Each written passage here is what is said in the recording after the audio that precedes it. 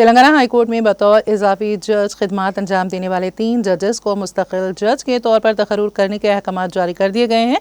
मरकजी हुकूमत ने justice Lakshmi Narayan Alishetty, justice Anil Kumar Jokanti और जस्टिस सुजना की मुस्तकिल तकर्रुरी की मंजूरी दे दी है, जिसके बाद बाज़ाब्ता तौर पर हाईकोर्ट के कायम मुकाम चीफ जस्टिस संजय पॉल ने उन्हें ओहदे का हलफ दिलाया। ये तकरीब जुमा के रोज़ हाईकोर्ट के फर्स्ट कोर्ट हॉल में मुनक़द हुई, जिसमें अदलिया से वाबस्ता अहम शख्सियात ने शिरकत की। चीफ जस्टिस संजय पॉल ने तीनों जजेस को हलफ दिलाया और उन्हें उनकी नई जिम्मेदारियों के लिए नेक ख्वाहिशात पेश की। ये तीनों जजेस 31 जुलाई 2023 को इजाफी जज के तौर पर मुकर्रर किए गए थे।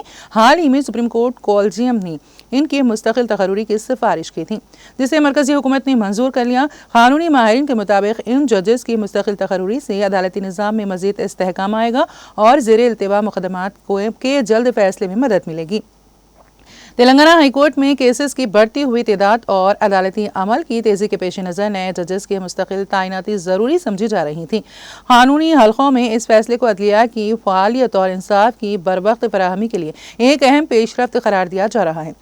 कानूनी माहिरीन और वकला बिरादरी ने नए जजेस की मुस्तकिल तकर्रुरी को खुश आइन करार दिया है। उनका कहना है कि यह कदम तेलंगाना हाईकोर्ट में अदालती अमल को मज़ीद मजबूत करेगा और इंसाफ की फराहमी में तेज़ी लाने में मददगार साबित होगा। ये तकर्रुरियाँ इस बात की अक्कासी करती हैं कि मरकजी और रियासती हुकूमतें अदालती निज़ाम को मज़ीद मौसर बनाने के लिए संजीदा इक़दाम कर रही हैं।